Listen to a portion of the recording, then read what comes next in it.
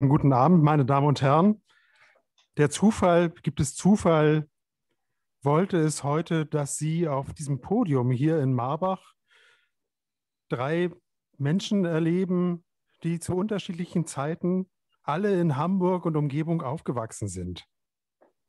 In Bezug auf unser Thema, in Bezug auf Afrika und die Geschichte des Kolonialismus, ist es nicht trivial, das zu bemerken. Denn keine deutsche Stadt hat so vom Kolonialismus profitiert wie die Hansestadt Hamburg. Historisch betrachtet bildeten die Hamburger Großkaufleute sogar so etwas wie eine Avantgarde der deutschen Kolonialpolitik. Erst kam der Handel mit allen Brutalitäten, mit allen imperialen Grausamkeiten, dann zog der staatliche Kolonialismus sozusagen nach.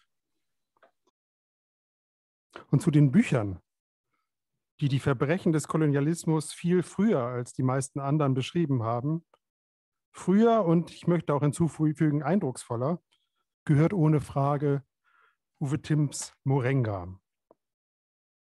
Wenn wir heute 50 Jahre Morenga sagen, ist das ein bisschen übertrieben. Das Buch erschien 1978 zum ersten Mal, aber es gab ja eine Vorarbeit und insofern kann man vielleicht die Übertreibung auch gelten lassen. Möglicherweise sensibilisiert es also, in Hamburg aufzuwachsen für solche Themen, für Afrika. Das gilt auch für die 70er und 80er Jahre, in denen Martin Hilscher und ich zur Schule gingen. Denn damals gab es in Hamburg eine spürbar größere afrikanische Community.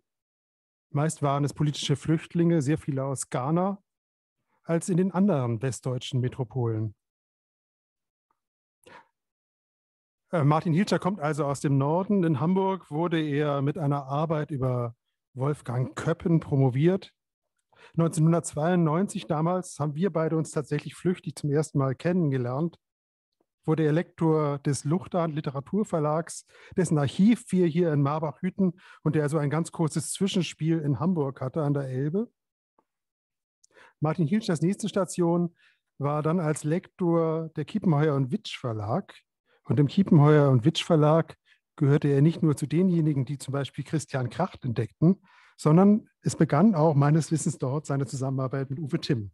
Und seitdem stehen die beiden in einer engen Arbeits- und ja, freundschaftlichen Beziehung, die bis heute anhält. Die anhält, obwohl Martin Hilscher schon lange, also seit 2001, von Kiepenheuer und Witsch in Köln nach München ging und jetzt bis heute dort das literarische Programm betreut, leitet.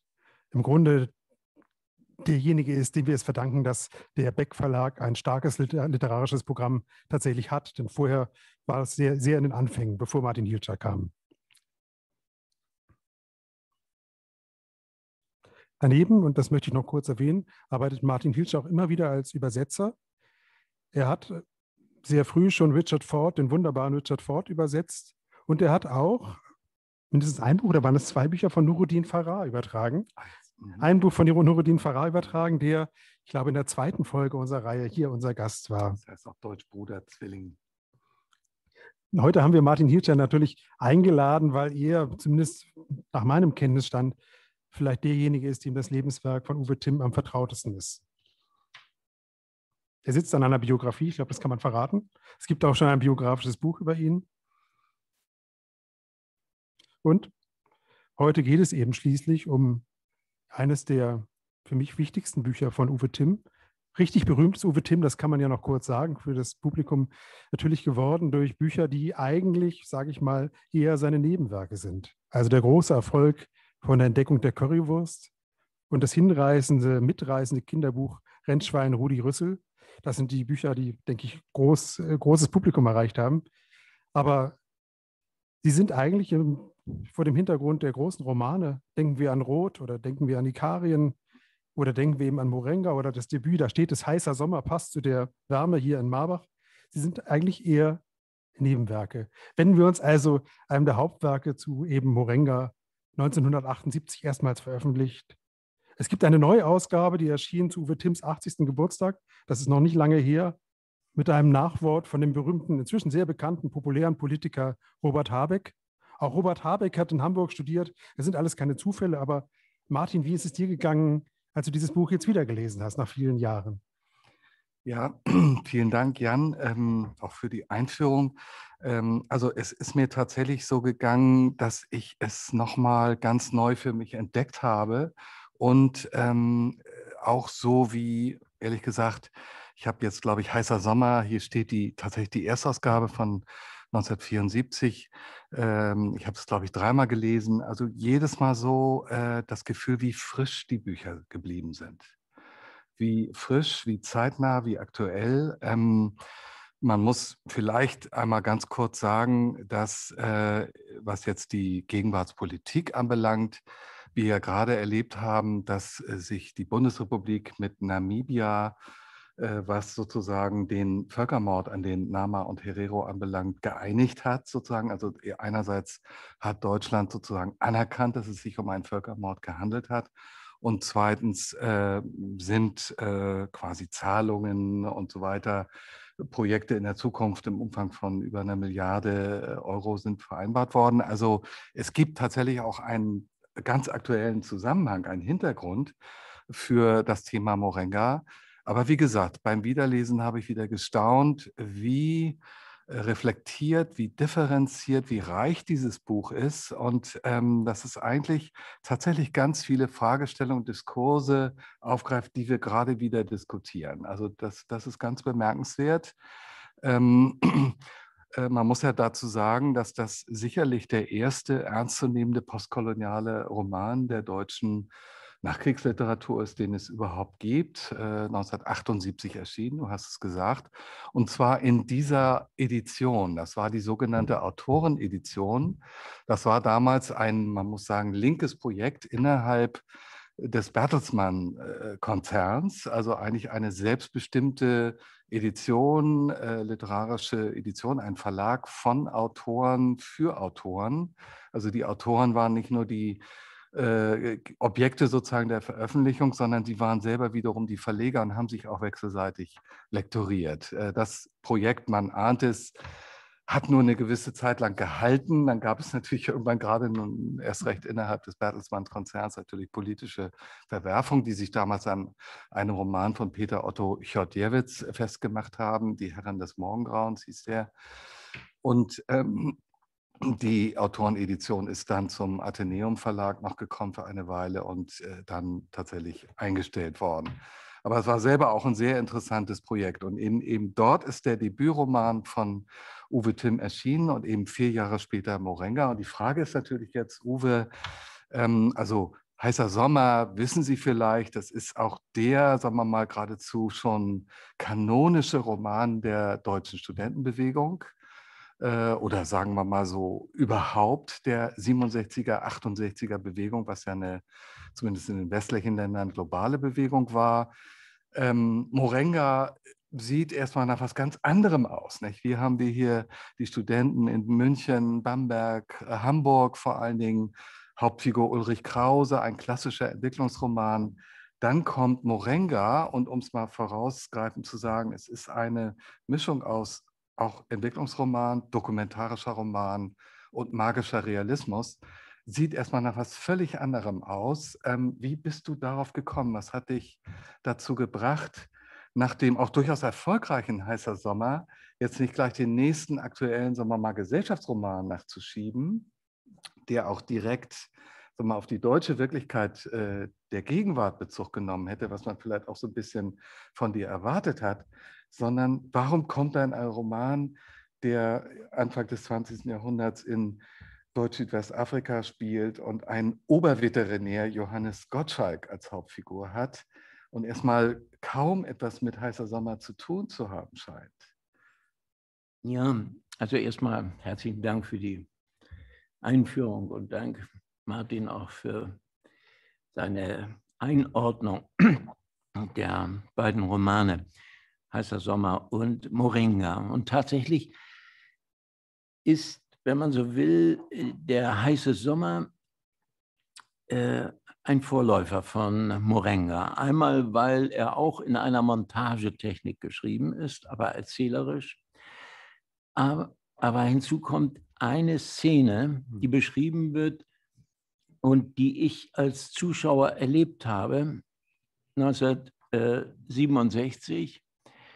Da wurde in Hamburg, ich erzähle jetzt die Realität, das Wissmann-Denkmal umgerissen von dem SDS, von Studenten. Das wurde wieder aufgerichtet, wieder umgerissen. Wissmann war deutscher Gouverneur in Deutsch-Ostafrika, dem heutigen Tansania. Und dieses Denkmal stand, und das verbindet das wieder mit Hamburg, vor dem Hauptgebäude der Universität, der heutigen Universität. Das war also dieser Kolonialoffizier und Gouverneur, der also sehr blutig auch einen Aufstand in Ostafrika, dem damaligen, niedergeschlagen hat. Unter dem Sockel stand, also die ganze Ikonografie ist typisch für Kolonialismus, für den Kolonisten und den Kolonisierten, stand ein schwarzer Askari, der einen toten Löwen mit der Fahne zudeckte. Ich habe das Denkmal als Kind gesehen und ich muss sagen, das hatte mich beeindruckt und mein Vater hat das interpretiert. Man kann sich vorstellen, wie er das interpretiert hat. Es war ein deutsch-national gesinnter Mann, der also das alles sagte, was damals in den Köpfen der Deutschen auch nach dem Zweiten Weltkrieg immer noch fest war, dass die Deutschen die Kultur dahin gebracht haben, die Technik hingebracht haben, die Entwicklung hingebracht haben. Also diese ganzen Klischees, die waren dort in Bronze zu besichtigen. Und das hat insofern mit Hamburg direkt was zu tun, weil die Hamburger Universität als Kolonialinstitution gegründet worden war. Also das ist sozusagen noch die direkte Tradition, die da aufrechterhalten wurde in diesem Denkmal. Das war umstritten, wurde diskutiert. Die Zeit war damals Beginn der Studentenbewegung, der APO, war eindeutig, wie geht man mit diesem Denkmal um? Man hat sich dann entschieden, 1967 das Denkmal umzureißen. Dem wurde eine Schlinge um das Denkmal gelegt und man hat gezogen und das ging, brach runter und einige Studenten wurden festgenommen und mit Rotlicht davongefahren oder Blaulicht davongefahren. Und die Presse damals, das muss man sagen, tobte. Das war barbarisch, wurde das genannt, nicht? Also Kulturbarbarei. Das wurde wieder aufgestellt und ein Jahr später, 1968, wieder heruntergerissen. Also es ist ein Akt der Befreiung oder der Versuch der Befreiung gewesen von dieser Tradition, dieser eindimensionalen Tradition der Kolonisation, die dort verherrlicht wurde. Und das Interessante ist auch nach dem zweiten, Gelingen, also dass der wieder runterfiel, hat man dann vom Senat eingesehen, dass es nicht sinnvoll wäre, den wieder aufzustellen. Aber man hat es nicht mit Begeisterung gemacht, sondern man hat weiter natürlich in der Presse auch das als barbarisch, als Kulturbarbarismus bezeichnet. Und ich denke, das ist so ein Zeitsignet, das fiel mir auf beim Schreiben des Heißen Sommers, dieser Entwicklung des Protagonisten Krause, der so bestimmte Erkenntnisse akkumuliert. Und da ist eben zentral diese Situation gewesen. Und ich dachte eben beim Schreiben auch, dass es so hoch verdichtet etwas sagt über unsere Situation, unsere Vorstellungen, unsere Mentalität auch, dass es eigentlich interessant wäre, für mich auch, dem nachzugehen, nachzuforschen. Und so habe ich mich dann daran gesetzt und habe gelesen und bin in Archive gegangen und war in dem damaligen Südwestafrika, das unter Apartheid der Südafrikaner stand, und habe mit Genossen gesprochen, Schwarzafrikanern, und habe 4 Jahre, da steckt also 4 Jahre Arbeit drin, an diesem Roman gearbeitet, wobei eine der großen Schwierigkeiten war, das darf ich mal sagen, der Martin weiß das, ich habe lange gesucht, um einen Zugang zu finden, um diesen ganzen Komplex episch zu fassen. Also ein Sachbuch wäre denkbar gewesen, das hat mich aber nicht interessiert, und zwar aus einem Grund nicht interessiert, weil es etwas mit meinen Emotionen als Jugendlicher, mit meinem sozusagen, wenn man will, falschen Bewusstsein auch zu tun hat, wie sich das verändert hat und wie die Einflüsse waren durch die Kenntnis der Fakten, die ich dann mir erarbeitet habe.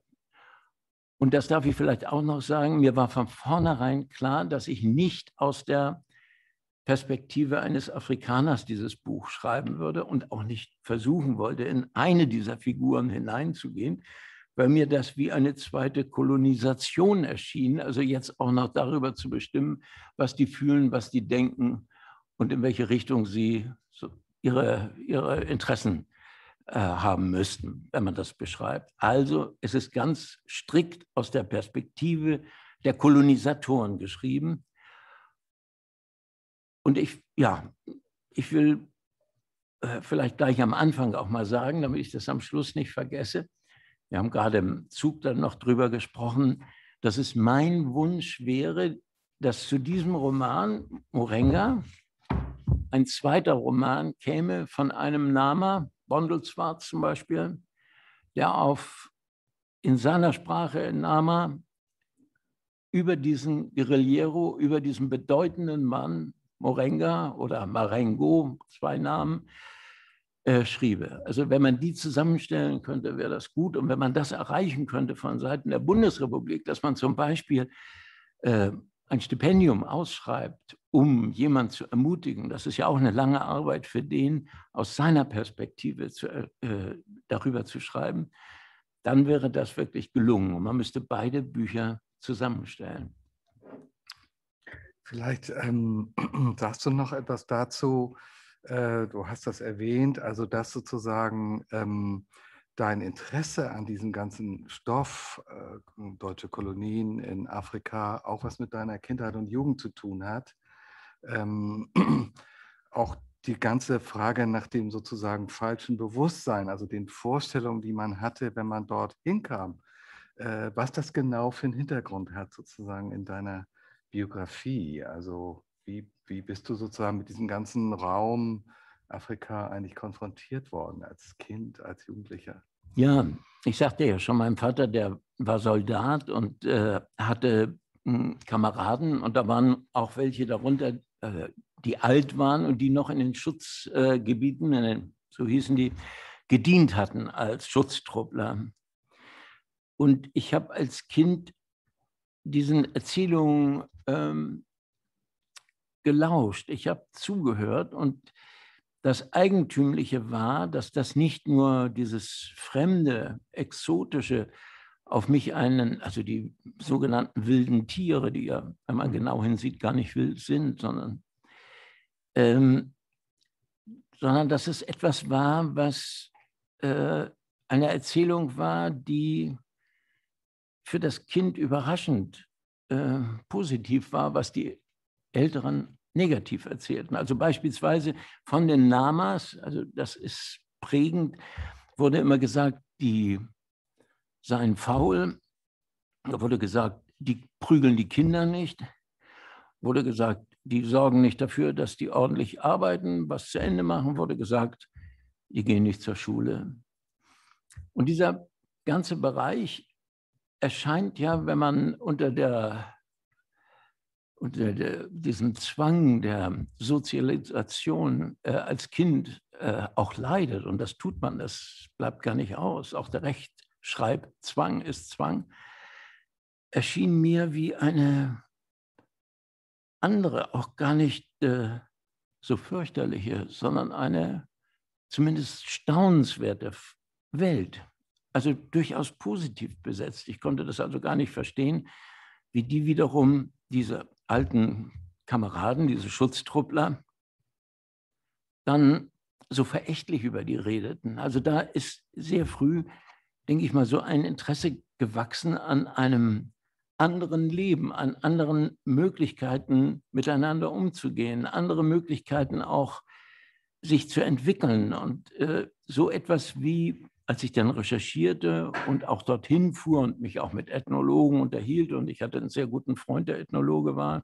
Afrika Feldforschung gemacht hat, als ich dann selbst dorthin kam und die Gelegenheit hatte, mit Menschen zu sprechen, war das so staunenswert, diese Offenheit, Freundlichkeit, Zugewandtheit Und auch das stellt sich ja in Frage, dieser Zwang, immer effektiv zu sein, was ich sehr internalisiert habe, muss ich sagen. Also ich bin ein sehr fleißiger, sehr organisierter, sehr disziplinierter Mensch, aber immer auch mit dem Wunsch des anderen, zum Beispiel nach Muße. Und Muße ist so eine ganz wesentliche Form der menschlichen Öffnung, die Raum gibt für den anderen, die Raum gibt für ein Verstehen, das nicht das gängige, selbstverständliche ist und auch etwas ist, was gegen Macht ist.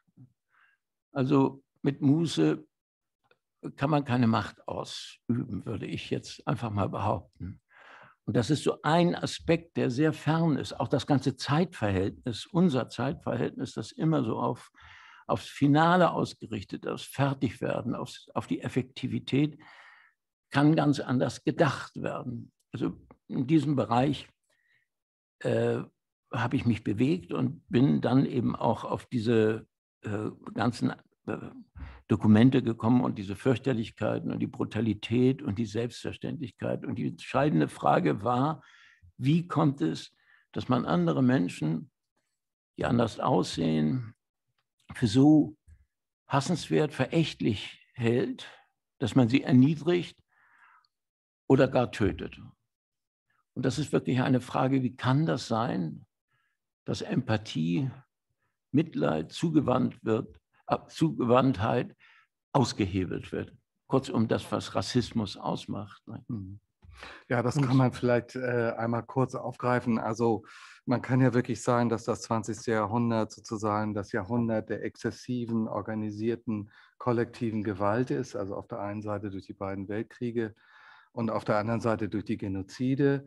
Und eben der erste Genozid, über den wir da sprechen, ist der an den Nama und Herero. Und jetzt ist es sozusagen offiziell wirklich auch anerkannt, dass es ein Genozid war.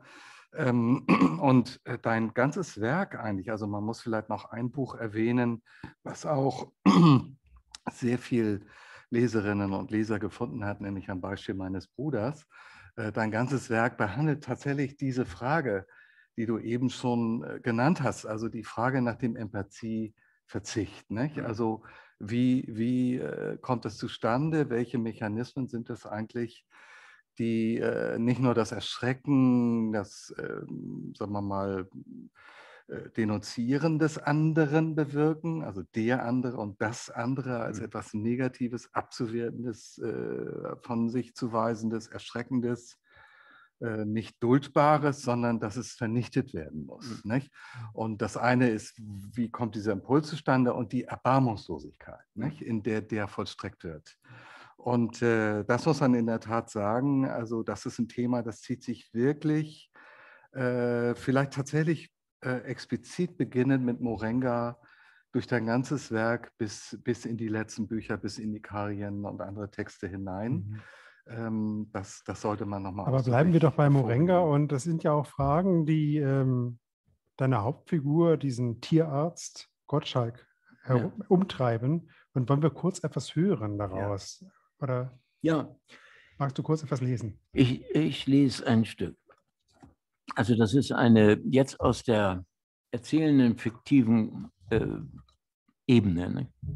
Es gibt eben auch das Martin hat es schon gesagt, auch die faktische, also wo Dokumente eingestreut sind und auch die fantastische Ebene.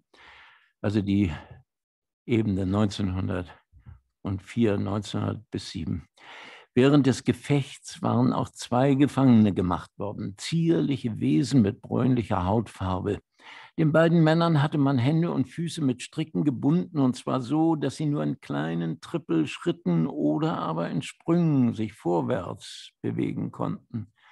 Der eine der beiden Gefangenen, ein junger Mann, trug eine Schutztruppenuniform, die er offenbar einem gefallenen Reiter ausgezogen hatte.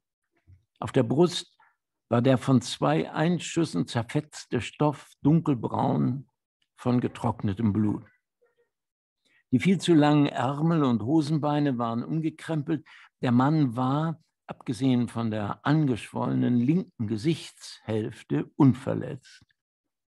Oberleutnant Ahrens, inzwischen Adjutant von Oberst Deimling, versuchte den Mann zu verhören. Ahrens wollte wissen, wohin die Landsleute zu fliehen gedächten. Oberleutnant Ahrens sagte tatsächlich immer wieder, deine Landsleute. Der Mann schüttelte bei jeder Frage nur den Kopf. Offenbar wollte er damit andeuten, dass er den Oberleutnant verstand, aber keine Auskunft geben wollte. Ahrens ließ dennoch nach einem Dolmetscher schicken. Ein Unteroffizier der Landwehr kam. Er lebte seit über 11 Jahren im Land. Er hatte als Reiter in dem Landsknechtshaufen des 2. Reichskommissars Hauptmann von François gedient, dann eine Farm bei Hochannas erworben und sie bis zum Ausbruch des Aufstandes betrieben. Der Unteroffizier sprach den Gefangenen an, in einer melodischen Sprache, durchsetzt mit kleinen Schnalzlauten. Der Mann stand und schwieg, kaute aber ruhig seinen Prim. Der Unteroffizier, ein Mecklenburger, sagte, das will man nicht, Herr Oberleutnant. Ahrens befahl, weiter zu fragen, andernfalls würde man ihn sofort erschießen. Der Unteroffizier übersetzte dem Gefangenen sein Todesurteil und dabei verwandelte sich diese schwerfällige mecklenburgische Zunge wieder zu einer Kunstreiterin, sprang mühelos und leicht über Hürden und Gatter mit kleinen Klick und Klacken. Gottschalk schrak auf, als er das laute Klatschen hörte. Ein Reiter schlug auf den Mann ein, der beim Zurückweichen von seinen Fesseln behindert mit einer ulkigen Verrenkung zu Boden ging. Die Umstehenden lachten, sich aber sogleich wieder ohne Aufforderung erhob, was ihm mit seinen Fesseln sichtlich Mühe bereitete.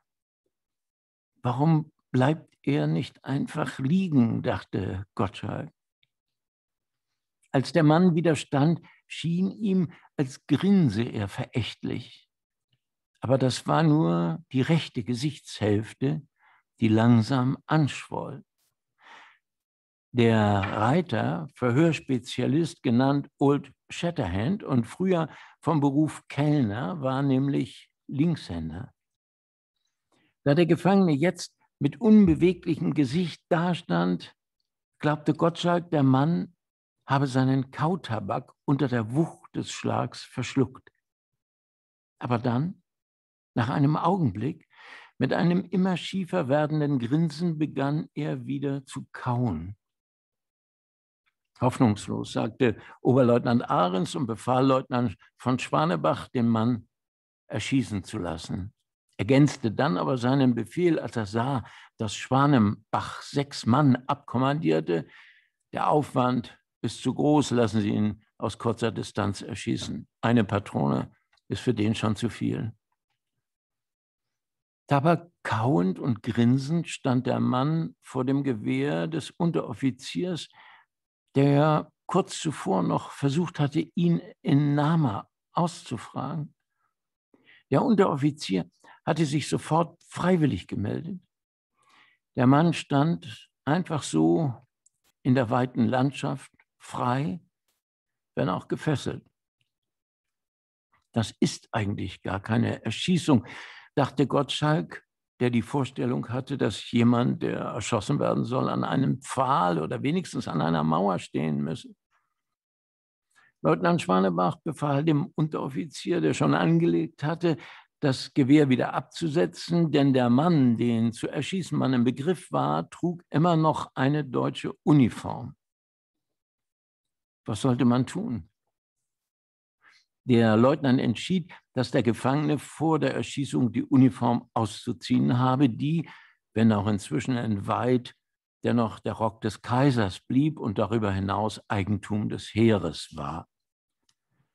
Man durchschnitt die Stricke, mit denen der Mann gefesselt war, und befahl ihm, die Uniform auszuziehen.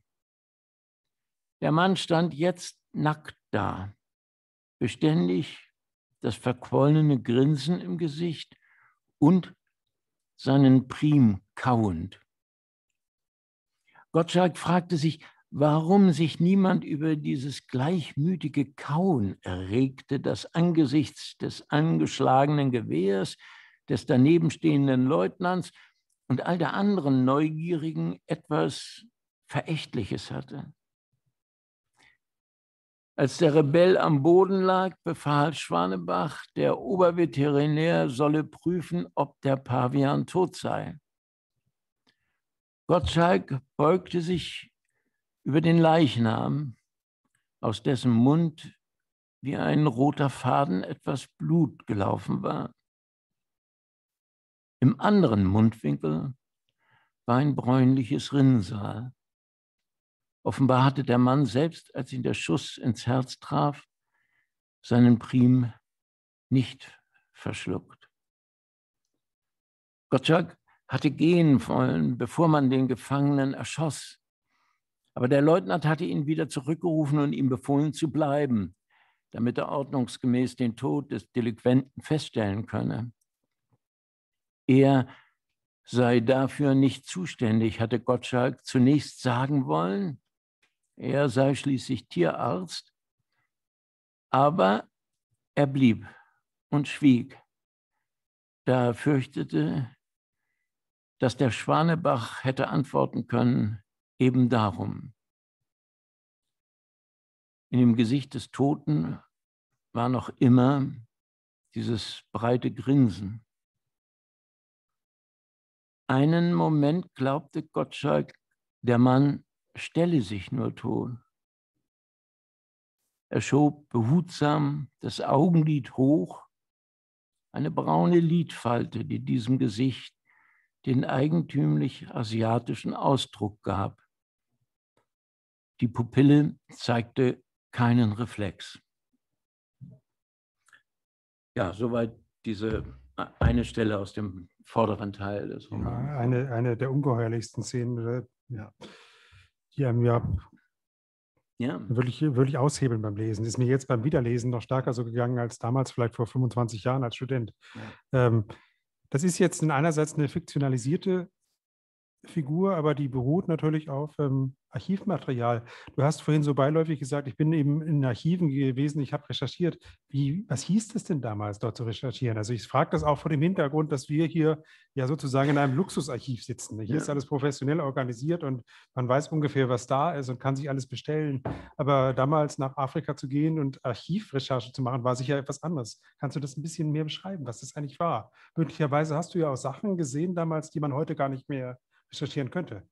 Ja, also ich habe natürlich ich habe in Koblenz recherchiert, ich war also auch in München, auch in Flensburg, da gibt es ja die Marineabteilung, also die ein eigenes, sehr empfehlenswertes Archiv hatte. Ich weiß nicht, ob es noch hat oder ob das weggegangen ist, Freiburg. Also es gibt ja verschiedene, aber entscheidend war wirklich, ich bin nach Windhoek gegangen, ich war damals in der Anti-Apartheid-Bewegung, also damals noch nicht, also war Anti-Apartheid noch nicht, aber ich hatte Kontakte zu Genossen und bin nach Windhoek gegangen und habe dort im Archiv gearbeitet. Und wir haben ja vorhin so ständig von den Doktores geredet. Das ist einer der wenigen Male, wo ein Doktor, also mir der Doktor geholfen hat, sonst kann ich ihn eigentlich nicht gebrauchen. Also aber da war das gut. Ich kam in das Archiv ohne Schwierigkeiten. Was war das für ein Archiv? Wie sah das aus? Das ist ein moderner Bau gewesen, also nicht so groß wie dieser hier, also Flachbau, aber modern gebaut und auch ganz angenehm. Und es war so stark in deutschsprachiger Hand, also von Deutsch-Namibianer, also Deutsch-Südwester, wie die sich damals nannten. Das ist ja immer sprachlich, je nachdem, auf welcher Seite man steht, muss man das so differenziert sagen. Und das Archiv war gut ausgestattet und ich bekam alle Unterlagen. Und ich bin erst im Archiv darauf gekommen, wie entscheidend dieser Morenga ist. Denn dieser Haftbefehl gegen Morenga, die Berichte der Truppe über Morenga, die kann man im Generalstabsbericht lesen. Der ist sehr ergiebig, sehr genau. Also die beiden, gibt 2 Bände über den Herero-Krieg und den Hottentottenkrieg. Also ich zitiere jetzt immer.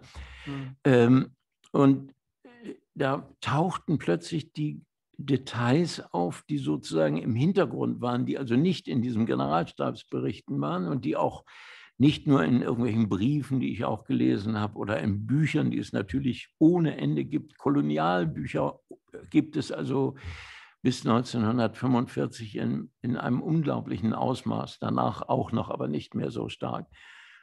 Und ich habe mir die ganzen Unterlagen geben lassen, die von der Bezirksstation Warmbad, die sind leider verbrannt, muss man sagen. Die haben die südafrikanischen Truppen 1915, 16, damit haben sie Feuer gemacht.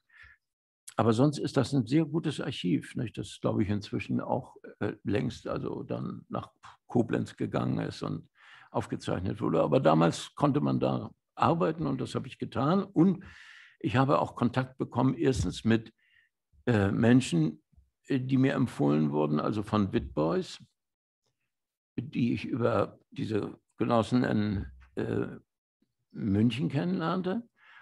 Und ich habe auch alte Schutztruppler dort getroffen, die dort gefarmt haben oder dort im Altersheim lebten und auch mit denen geredet. Also ich habe dieses Spektrum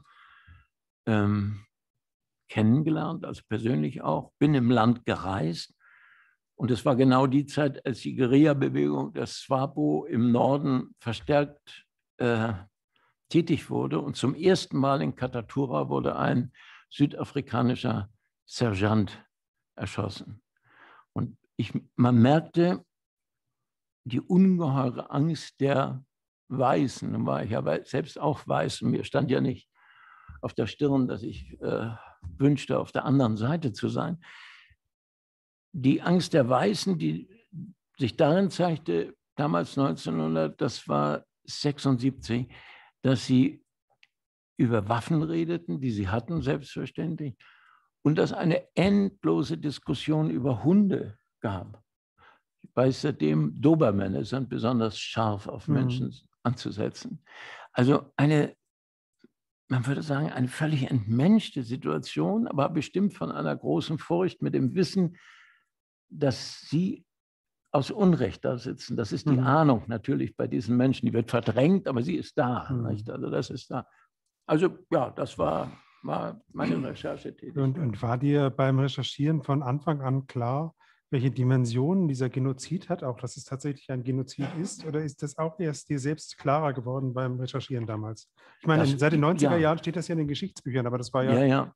Nein, das war mir vollkommen klar. Also man muss nur die Generalstabswerke lesen. Die meisten Leute sind einfach zu faul. Nicht? Also man muss sich diese Generalstabswerke nehmen. Und da steht das ganz explizit drin. Nicht? Also es gab auch, wenn man dann in die Akten geht, muss man sagen, dagegen haben natürlich Bebel hat dagegen, die Sozialdemokraten haben dagegen protestiert.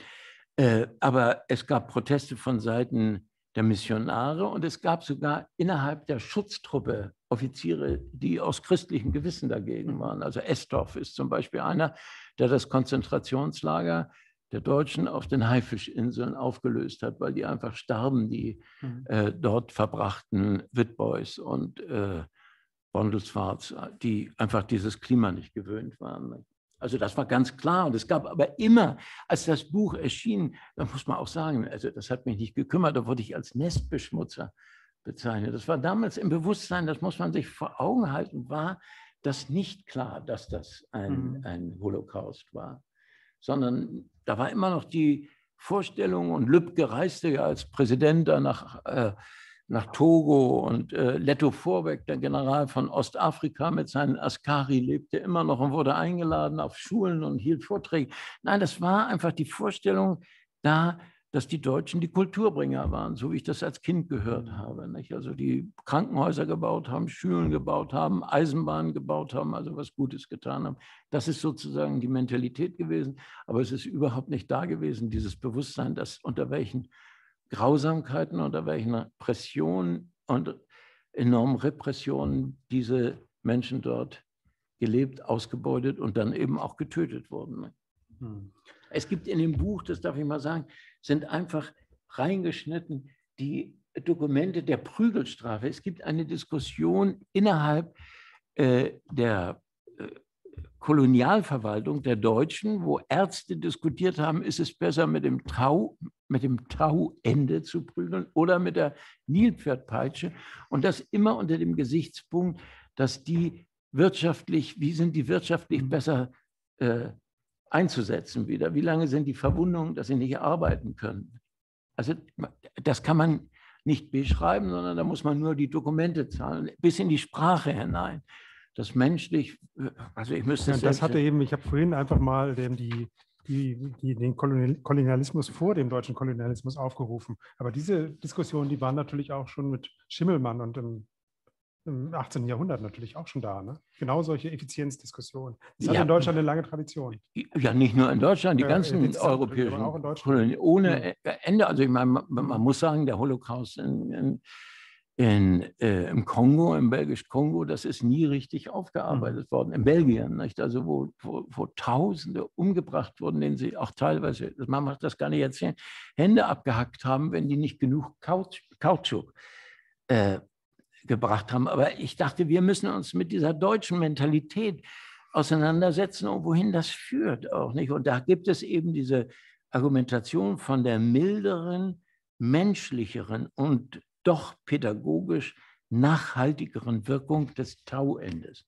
Das Bedenken war nur, dass die Nieren dabei schwer beschädigt werden. Die inneren Organe, nicht? Also die Nilpferdpeitsche beschädigte halt die Haut ganz fürchterlich, die in Fetzen runterhingen und dann vereiterte das alles. Und das Tauende machte nicht diese erkennbaren äußeren Verletzungen, sorgte aber für stärkere innere Verletzungen. Und da ging das dann immer hin und her. Und wie du gesagt hast, der ganze Gesichtspunkt war nur die Verwertbarkeit, also die Erhaltung der Arbeitskraft.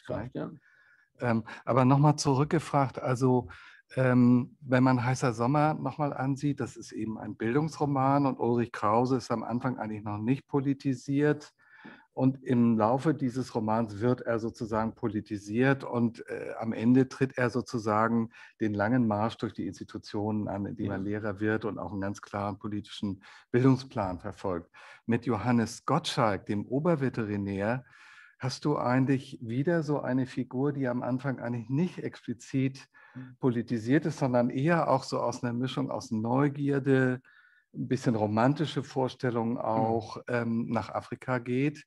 Und im Laufe des Romans und die Szene, die wir gehört haben, die am Anfang des Romans steht, ist so ein erster massiver Verstörungsmoment. Nicht? Im Laufe des Romans entwickelt er sich und verändert sich und wird zunehmend entfremdet eigentlich dieser deutschen ideologischen, kolonialistischen Haltung und auch seiner Funktion innerhalb der Schutztruppen. Um das vielleicht zu spoilern, also er wird aber kein echter Widerstandskämpfer. Und was auch ein ganz entscheidender, interessanter Moment ist, er läuft auch nicht über zur anderen Seite, auch ansatzweise geistig, aber nicht komplett. Und du hast eine zweite Figur im Roman, die ihn begleitet, sozusagen ein Unterveterinär namens Wenstrup, der desertiert. Und er hat ein Buch bei sich von Piotr Kropotkin, Die gegenseitige Hilfe, ein anarchistisches, klassisches Werk sozusagen, da müssen wir vielleicht auch mal ein bisschen drüber reden, was er dann Gottschalk schenkt, bevor er desertiert. Von Wenstrup hören wir tatsächlich dann eigentlich nicht mehr wirklich was. Aber was hat dich bewogen, sozusagen eine Figur in den Mittelpunkt zu nehmen, von der jetzt Goethe vielleicht gesagt hätte, das ist meine Nullfigur, so wie er Wilhelm Meister nannte, nicht meine Nullfigur, der sozusagen eigentlich ein unbeschriebenes Blatt ist und eben beschrieben werden kann. Nicht? Und so eine Figur hast du eigentlich in gewisser Weise auch. Was hat dich dazu bewegt und wie bist du überhaupt auf diese Figur gekommen? Also warum jetzt gerade ein Oberveterinär oder so? Was ist da in dir vorgegangen und wie hat sich das entwickelt? Ja, gute Frage. Also um mit dem Anarchisten anzufangen, dieser Wenstrup, also oder so, als ich da recherchierte in den Archiven oder am Schreibtisch natürlich hauptsächlich sitzend, und habe ich mich immer gefragt, hat es das gegeben, dass die aktiv sich solidarisiert haben, dass die desertiert sind, dass sie wirklich Nein gesagt haben? Dieses Nein sagen, non servio, das ist wirklich der Widerstand. Und ich konnte da nichts finden, aber innerhalb der Akten dort in Windhoek habe ich entdeckt, diesen Wenstrup, der Name ist erhalten, ist desertiert, der ist verschwunden, der ist von der Truppe weggegangen. Also es hat einen Deserteur gegeben. Ich habe dann gehört, dass es andere gegeben hat, die in die Walfischspei gegangen sind, weil sie Probleme mit den Unteroffizieren oder Offizieren hatte. Aber dieser eine, der ist wirklich innerhalb der Kampfhandlungen ist der desertiert. Und das fand ich, also, ja, es ist sowas wie Hoffnung, was da drin steckt, nicht, in dieser Haltung. Und diese Nullnummer, das bedeutet ja, und das hat der Goethe, ja, du hast das ja schon fast beschrieben, das sind natürlich immer diese interessanten Figuren, die nicht von vornherein ganz klar anti oder pro sind, sondern die eine Entwicklung durchmachen können und müssen. Aber mir war auch bald deutlich, so wie ich diesen Menschen angelegt habe, diesen Gottschalk als Menschen, jetzt als Figur, ist der in seiner Konstitution nicht in der Lage, überzulaufen. Er ist vielleicht zu sehr auch Träumer, vielleicht auch zu verständnisvoll, hat auch diese Radikalität, nicht, sich gegen dieses ganze, ja, letztendlich gegen die gesamte Zivilisation und auch gegen diese deutsche Kultur, also die repräsentiert wurde dort, abzusetzen, radikal abzusetzen. Aber er hat dadurch natürlich die Möglichkeit, dass man einen langen Verlauf zeigt. Und ich finde, das ist genau das, was so viel Katastrophen, Unheil verhindert hätte, auch im Dritten Reich, wenn die Menschen nur Nein gesagt hätten im Kleinen, wenn die nicht bereitwillig mitgemacht hätten, wenn sie nicht noch mehr getan hätten, als notwendig war. Es sind diese kleinen Widerstandshandlungen, die geschichtlich etwas bewirken können. Das ist auch so ein Moment der Utopie. Also der große Widerstand, der kann passieren. Da gibt es auch dann wie Wenstrop zum Beispiel, Beispiele, aber es ist eben sehr selten, muss man sagen, auch von der Erfahrung auch schwierig. Also ich fand einfach der Wenstrop ist ziemlich eindeutig, da habe ich eine Vorstellung davon, wie dieser Mann gewesen sein muss. Also es ist eine Vermutung, ich bin dem nachgegangen in der Beschreibung. Gottschalk ist unentschiedener, vielleicht mir auch näher. Also da steckt sicherlich an vielen, also von dem, was ich noch so mittransportiert habe aus den Erzählungen aus der damaligen Zeit, in seinem Wunschdenken mit drin. Aber immerhin, auch er sagt, nein, non servio. Er sagt nein. Und ja, es gibt diese Stelle, wo er das die ja Utopie der Renitenz. Oder? Ja, das sagt er ja Er ist nicht explizit. revolutionär, aber er ist renitent. Ja, er sagt nein, er geht aus der Armee raus. Er will nicht mehr Er unschuldige Menschen töten. Ja, er wird befördert, er hätte eine gute Karriere im Meer machen. Wenn der zurückgekommen wäre, wäre er sicherlich sofort, er ist Stabsveterinär geworden, er hätte sofort weitermachen können, aber er geht aus der Armee raus. Nicht? Und ja, ich finde, das ist so eine Form des Widerstands, nicht mitzumachen, Nein zu sagen, auch das ist schon etwas. Aber die Erfahrungen, die er macht, die sind natürlich dadurch erst möglich, weil er so unentschieden ist und weil er langsam sich bewegt, in vielen Dingen Einsichten sind weiter als die Praxis, wie bei vielen von uns in politischer Hinsicht. Da haben wir viele Einsichten, aber wenn wir die harte Praxis sehen, dann ist es meistens nicht so sehr damit. Also was den Roman, glaube ich, so, der sehr anschaulich ist, sehr detailreich, wirklich auch Geschichten erzählt, darauf müssen wir vielleicht nochmal dann in einem weiteren kommen. Was den so besonders macht, ist dieses, also eben, was ihn postkolonial macht. Einmal, dass du eben nicht aus der Perspektive der Nama heraus erzählst, also dass du sozusagen nicht ihr Bewusstsein usurpierst. Es gibt ja zum Beispiel das Gegenbeispiel von diesem Roman von Gerhard Seyfried, Herero, nicht, der überhaupt keine Sekunde zögert, also aus den Köpfen der Schwarzen sozusagen heraus zu erzählen, der Hereros in dem Fall, und auch kitschig wirkt, zum Teil auch unbeholfen, wahnsinnig, aber vor allem gar keine Reflexion darüber verrät, dass das vielleicht ein Problem sein könnte. Nicht? Also das ist einmal das, also dass ausgerechnet die titelgebende Figur Morenga ganz opak bleibt, nicht? Und eigentlich nur indirekt weitestgehend, er taucht dann auch tatsächlich auf. Es gibt auch eine Begegnung zwischen Gottschalk und Morenga, die ist relativ knapp, sehr sprechend, aber eigentlich bleibt er weitestgehend opak. Nicht? Das andere ist, dass Gottschalk aber zum Beispiel beginnt, die Sprache der Nama zu lernen. Und das ist auch wieder interessant. Also Wenstrup, der ein klares, auch eine politische Agenda hat, desertieren, überlaufen, den Widerstand auch unterstützen, der lernt vor allen Dingen Vokabeln, wo geht es dahin und wie komme ich zu den englischen Linien und wie weit ist es noch so ungefähr. Also die effektiv auf Effizienz gerichtet sind. Der achtet auch nicht so sehr auf seine Aussprache.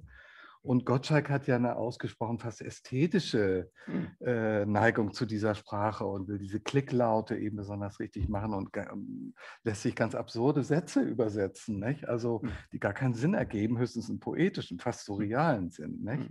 Und er gibt ja zum Beispiel sein Veterinärwissen weiter an die Nama, also Rinderpest und eben es gibt diese Szene, wo er ein schiefliegendes Kalb im Mutterleib, was eben stirbt, die Kuh würde auch sterben, im Mutterleib zersägt, nicht? Um wenigstens die Mutterkuh zu retten. Das ist etwas, das haben die natürlich noch nie gesehen, nicht? Und lassen sich dann erklären.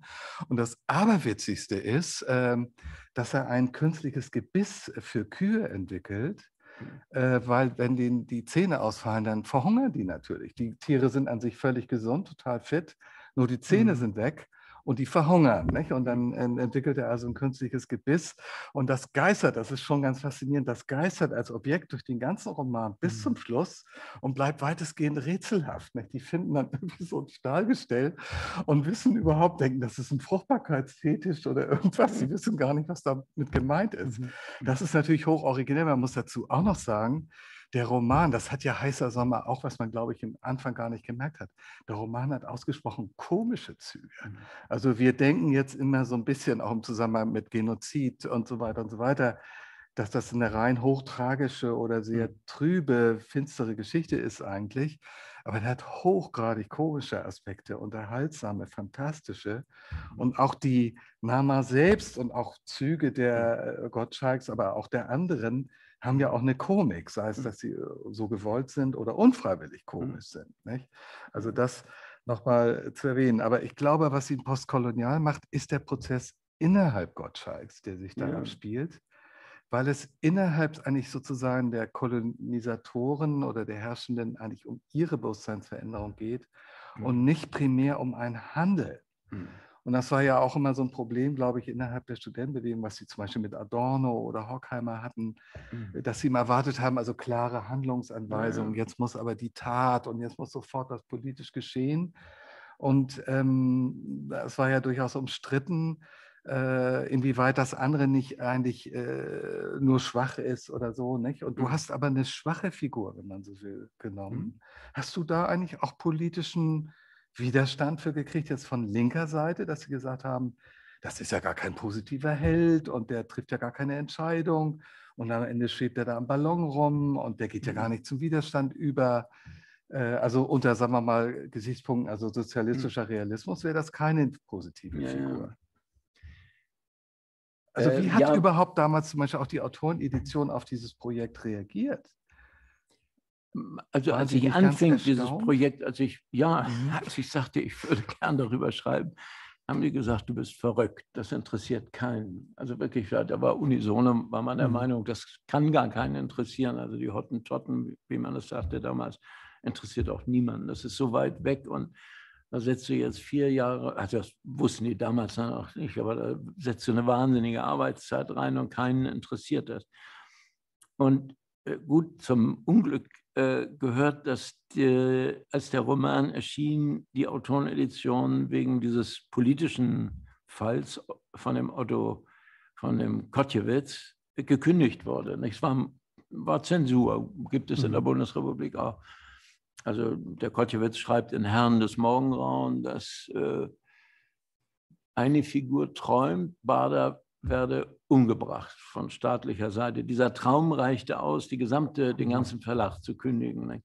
Gut, da fiel der Roman rein, also der war dann eine Zeit lang kurz nicht lieferbar, aber er ist dann die ganzen Jahre immer lieferbar gewesen als Taschenbuch und in verschiedenen Auflagen und verschiedenen Ausgaben bei Rowohlt, bei Kiepenheuer und Witsch, bei DTV, also aber zu dieser politischen Frage noch, doch, das ist wahr, das ist interessant, also ich meine, das ist jetzt wahr, das stimmt wirklich, es gab innerhalb der Anti-Apartheid-Bewegung, in der ich dann engagiert war, gab es auch Leute, die sagten, ja, also der geht nachher mit dem Ballon, mit dem Freiballon in die Wolken. Nicht? Mhm.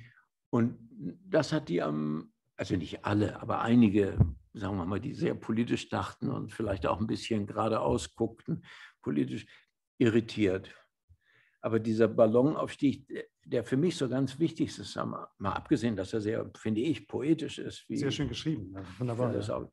Aber hängt damit zusammen, dass er vorher so eine Sprache der Wolken ja entwickeln wollte. Also das hängt ja wieder mit der Geschichte zusammen. Und das ist natürlich dieses Moment der Utopie, dass man ein anderer werden kann. Nicht? Das ist, also du hast das ja beschrieben, nicht? Dass sozusagen im Kopf etwas stattfinden muss, was sich gegen diese Wirklichkeit richtet. Also, aber das kann aber erstmal nur im Bewusstsein passieren und in den Emotionen. Nicht? Der merkt ja auch, dass er mit seinen Emotionen, die sind nicht kompatibel mit denen dieser anderen Menschen. Nicht?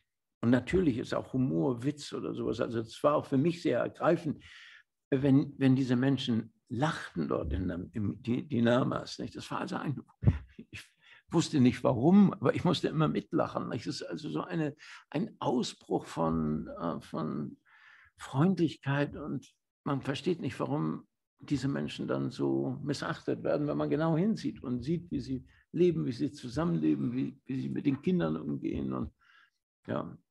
Also eine Schlüsselszene für mich ist auch in diesem Zusammenhang der Moment eben, also es gibt eine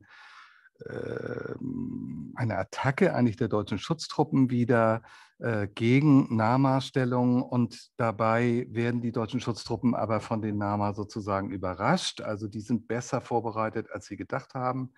Sie geraten in eine Art Hinterhalt und es werden viele Deutsche getötet, die anderen fliehen. Und Gottschalk bleibt einfach sitzen. Nicht? Inzwischen hat er unter anderem auch die Idee entwickelt, also dass man, muss man dann leider wieder sagen, um sie besser verfolgen zu können, die Gegner, statt Pferden Kamele einsetzen sollte. Nicht? Weil die viel länger reiten können, viel länger ohne Wasser auskommen, weil sie letztendlich viel schneller sind als Pferde. Und die deutschen Schutztruppen haben auch Kamele eingesetzt. Und die letzte wirklich Vernichtungsaktion gegen die Nama funktionierte auch gerade wegen der Reitkamele, nicht? Weil sie in die Wüste getrieben haben. Jedenfalls bei dieser Attacke wird das Kamel unter Gottschalk weggeschossen. Und er bleibt aber auf dem Tier sitzen, nachdem er also einige Verwundete versorgt hat und wird von den Nama gefangen genommen. Und das ist auch der Moment, wo er Morenga begegnet. Und die haben also diese Nama haben diese Schlacht gewonnen sozusagen und feiern ein Fest.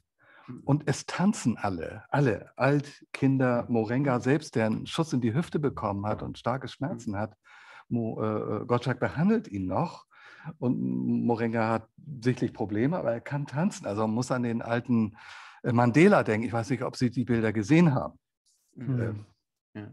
Wie der auf die Bühne kommt mit knapp 90 und anfängt zu tanzen. Ne?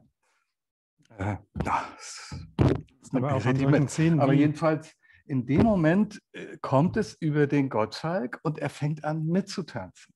Und Seyfried oder der konventionelle deutsche, wohlgemeinte, gut gemeinte Kitschroman hätte jetzt alle tanzen lassen. Und der Deutsche hätte jetzt wunderbar auch getanzt und wäre sinnlich befreit gewesen. Nicht? Das Gegenteil tritt ein. Er stellt fest, dass er es nicht kann. Dass er diese Grenze nicht überschreiten kann, dass er nicht ein anderer werden kann, dass es ihm nicht gelingt, so sehr er das möchte sozusagen und so sehr er sich bemüht hat, auch die Sprache zu lernen, Verständnis für die Leute hat, Empathie entwickelt, sein Körper kann es sozusagen nicht, er kann es nicht. Und das ist der Moment, wo er begreift, dass er diesen Schritt nicht gehen kann. Also dass es gibt sozusagen keine kulturelle Versöhnung, keine kulturelle Hermeneutik in dem Sinne, ich brauche nur lange genug zu arbeiten, dann kann ich zu dem anderen werden, sondern nein, ich kann nicht zu dem anderen werden. Es gibt Schranken, die können wir nicht überwinden, die können wir nur durch Respekt oder durch gegenseitige Anerkennung oder durch Liebe, durch Zuneigung verstehen, lesen, können wir die sozusagen sehen. Aber wir können sie nicht einfach überschreiten. Das ist eine Art Hermetik der Kultur, nicht, die man sagen könnte. Das finde ich ein ganz wichtiger Punkt. Und das ist auch wieder warum es eben so ein großer Roman ist, warum er diese Frische behalten hat, weil er da diese Grenzen nicht verwischt. Nicht? Und ich glaube, das ist wirklich eine Art von Dekonstruktion, die sozusagen das andere nicht vereinnahmt. Ne? Und das finde ich ganz ungewöhnlich. Also wirklich in dem Sinne wirklich große Literatur. Ne? Ja. Aber wir müssen aufpassen, die Zeit rennt uns tatsächlich davon. Ich muss einmal jetzt, Madeleine Brug, gibt es Fragen aus dem Chat? Ja, es gibt tatsächlich Fragen und ein paar Kommentare auch dazu ergänzend. Also vielleicht die Kommentare zuerst. Ich werde einfach direkt zitieren. Eine kleine Ergänzung zu den Frauen im deutschen Kolonialismus. In Rendsburg am Kanal, heute ist dort die Nordakademie zu Hause, wurden Frauen als potenzielle Ehefrauen für ihre Tätigkeit in den Kolonien ausgebildet. Auf eine für damalige Verhältnisse sehr interessante, in Anführungsstrichen, fortschrittliche Weise. Zur Zeit des Nationalsozialismus würde das Erziehungsprogramm sozusagen fortgeschrieben. Und das Marienarchiv in Flensburg gibt es noch. Also das nur als kleine Ergänzung und auch ein ergänzender Kommentar. Zur Zeit der deutschen Kolonialzeit war der kulturelle Unterschied gepaart mit der Überheblichkeit des, in Anführungsstrichen, des deutschen Wesens und auch von der Hautfarbe her nicht möglich, ohne Probleme zu desertieren. Bei den späteren Widerstandsbewegungen SWAPO und ANC war das auch kein Problem mehr. Dann gehe ich über zu unseren Fragen, es sei denn, Sie möchten darauf reagieren im Saal. Darauf reagieren? Okay. Ja, aber vielleicht sammeln wir noch. Ja. Eine Frage zum Titel von Marenga. Es gab ursprünglich einen Untertitel zum Roman. Aufstand in Deutsch-Südwestafrika, ein Roman aus historischen Fakten und poetischen Imaginationen über ein verdrängtes Kapitel deutsche Geschichte. Warum gibt es denn Untertitel nicht mehr? War das Ihre Entscheidung? Also um darauf gleich zu antworten, das hat es nicht, also meines Wissens nicht in der ersten Ausgabe gegeben und auch in den folgenden nicht. Ich glaube, das ist so ein interpretatorischer vom Verlag dann bei der Vorstellung. Das ist so ein Text, wie der hinten drauf steht, so ein sogenannter U4-Text oder so ein Vorschautext oder Klappentext. Genau. Aber das stand, die Titelseite, das ist die sogenannte Titelei, das nennt man Titelei, das hier.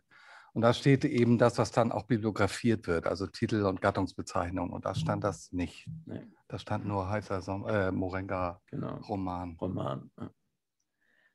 Okay, dann gehe ich weiter. Haben Sie Gottschalk? Vielleicht kann ich noch, Entschuldigung, einen Satz dazu sagen. Ich habe ja schon erwähnt, also damals, als der Roman erschien oder als ich daran arbeitete, war nicht mal genau die Kenntnis von den deutschen Kolonien da. Also die meisten wussten gar nicht, dass Deutschland Kolonien hatte. Das hat sich erst so langsam ins Bewusstsein wieder hineinbegeben. Man hat damals auch von politischer Seite das ganz bewusst nicht hochgehängt, weil es nämlich ein Moment war, wo die Deutschen, die ja mit der Shoah, mit dem Holocaust wirklich in der Ekelecke standen, aber in einem Punkt sagten sie, ja, wir haben keine Kolonien mehr, während Frankreich also wirklich brutale Kriege in Algerien führte, die Engländer hatten Mau Mau in Kenia, also und die Deutschen wollten da in der Zeit die Regierung, also die Eliten, die wollten ihr Geschäft machen und deshalb wurde das wirklich runtergehalten. Also man hat bei wenigen Augenblicken, wenn Lübke nach Togo ging und dann das N-Wort immer gebrauchte, da hat man sich ein bisschen geniert, aber sonst war das nicht in dieser Öffentlichkeit in meiner Jugend, in meiner Studentenzeit,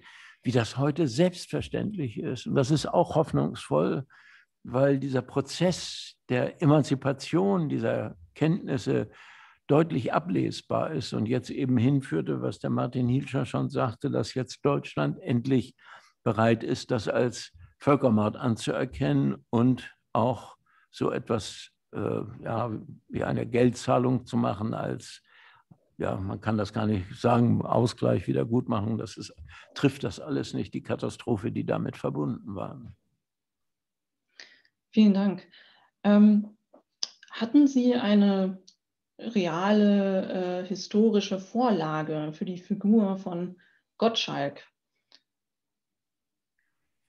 Also ich habe den Namen gefunden, auch im Generalstabsbericht gibt es einen Veterinär Gottschalk. Es ist eine also erstaunliche Figur. Und ich darf mal sagen, der war damals in Südwestafrika und auch bei der SWAPO nicht bekannt. Und ich denke, da hat der Roman etwas dazu beigetragen, weil als ein Film über den Film gemacht wurde, der gemacht wurde in Südwestafrika damals noch, also dem Namibia heute, und ich nicht hinfahren durfte, persona non grata für Südafrika, nachdem der Roman erschien. Also die lesen auch genau, obwohl er damals noch nicht auf Englisch erschienen war, wurde der Sohn von Morenga gefunden, der dieses Massaker am Schluss, als der Morenga erschossen wird, überlebt hat. Wie gesagt, ich denke immer, wenn das gelingen würde, jetzt so von der anderen Seite, diese beeindruckende Figur, die so eine Konzeption hatte von einem Namibia, in dem alle gleich sind, gleich behandelt werden, die gleichen Rechte haben, gleich wahrgenommen werden. Namas, Damaras, Hereros, Ovambos und keine Ethnie dominant wird, in dem Sinne, dass sie kulturell bestimmt wird, so im Sinne von Gramsci, dann wäre das wirklich eine Leistung, also die wir vielleicht auch von der Bundesrepublik unterstützen können, einfach Stipendien geben oder sowas. Lieber Uwe Timm, meine Damen und Herren, das wäre schon ein wunderbares Schlusswort, wie ich es besser nicht formulieren könnte. Aber ich möchte die Fragen, falls sie noch da sind, aus dem Chat nicht unterdrücken. Gibt es noch Fragen, liebe Madeleine? Es gibt tatsächlich noch ein, zwei Fragen, die ja, dann lassen wir die noch zu. Genau. So, wir haben hier eine Frage von einem Zuschauer aus Burkina Faso. Es gibt heutzutage das Rewriting Project, Neuschreibung, des deutsch-afrikanischen Diskurses. Ich verstehe da, dass die Tatsache, dass Herr Timm auf Fakten beruht hat, das kann tatsächlich nicht neu geschrieben werden.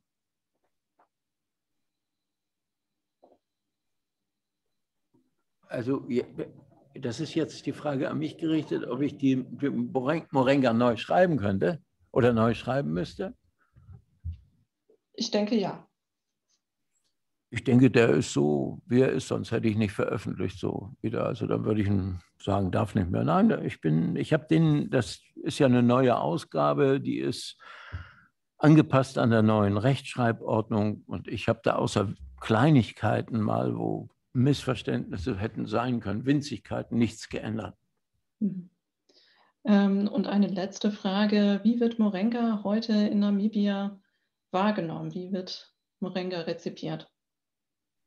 Also ich weiß, der wird dort gelesen und man kann ihn kaufen, das weiß ich. Und ich hatte ja erzählt, ich habe recherchiert, da war ich, wenn Sie so wollen, clandestin da. Dann durfte ich nicht mehr einreisen, nachdem der Roman erschienen war, persona non grata. Und nachdem Namibia unabhängig war, bin ich zweimal dort gewesen, war eingeladen, einmal vom auch interessant von der Botschaft, von der deutschen Botschaft, war damals ein sehr engagierter, guter Botschafter, Gans hieß der, und beim zweiten Mal von der Universität in Namibia, in Windhoek. Und ja, also ich denke, da lesen einige, hoffe ich, auch den Morenga. Also man kann ihn ja auch auf Englisch lesen. Es ist eine sehr gute Übersetzung in Amerika erschienen, New Directions, ein guter amerikanischer Verlag. Und darf ich vielleicht mal sagen, der Übersetzer, das ist nämlich sehr, sehr schwierig gewesen zu übersetzen, wie Sie sich vorstellen können. Der hat den Wulff-Preis bekommen, also den wichtigsten Übersetzerpreis in Deutsch-Englisch. der Übersetzer Brian Mitchell. Und eine letzte Frage. Sie hatten ja die Verfilmung des Romans angesprochen. Es soll eine Neuverfilmung von Morenga geben. Wie konkret ist das Vorhaben? Sind Sie daran beteiligt? Also ich war am Anfang beteiligt und die Verfilmung wird der Lars Kraume, der auch Der Staat gegen Fritz Bauer gemacht hat. Und das fand ich gut. Also den Film finde ich gut und das entsprach so meiner Intention. Aber der haben wir auch mehrmals zusammengearbeitet. Und Lars Kraume, der Regisseur, hat inzwischen eine 6. Fassung gemacht. Und das hat sich immer mehr entfernt. Und zwar also nicht im Streit irgendwie, überhaupt nicht mit Zustimmung von mir. Das hat sich so weit verändert durch diese ganzen Gremien und Diskussionen, dass ich daran jetzt also nicht mehr beteiligt bin. Aber wie gesagt, nicht im Streit, nicht in Hauen und Stechen, sondern aus einer sehr verständnisvollen, freundschaftlichen Diskussion heraus. Vielen Dank. Ich sehe hier im Chat, dass der Roman Morenga tatsächlich in Namibia rege gelesen wird, von der Bibliothek im Goethe-Institut ausgeliehen und an der Universität im Curriculum steht. Gut so. Genau. Super. Ja, ich meine, zu den 10 größten Momenten in einer Autorenkarriere kann es ja gehören, dass man tatsächlich vor vielen Jahrzehnten, 1978, einen Stein ins Rollen bringt, der dann auch Generationen danach beschäftigt und zu neuen Interpretationen, auch zu neuen Forschungen, zu neuen Filmen und zu neuen Erzählungen führt. Wir kommen jetzt tatsächlich zum Schluss. Mir bleibt nur Martin Hielscher und Uwe Timm herzlich zu danken, dass Sie beide heute aus München in die Marbacher Hitze gekommen sind. Es ist wirklich sehr warm hier. Ihnen vor den Monitoren danke ich ebenso herzlich fürs Zuhören. Ich hoffe, Sie haben genauso viel gelernt wie ich in den letzten Wochen, als ich Morenga wieder gelesen habe und wie jetzt aus dem Gespräch mit Martin Hielscher und Uwe Timm. Vielen Dank. Dankeschön. Dankeschön. Ja.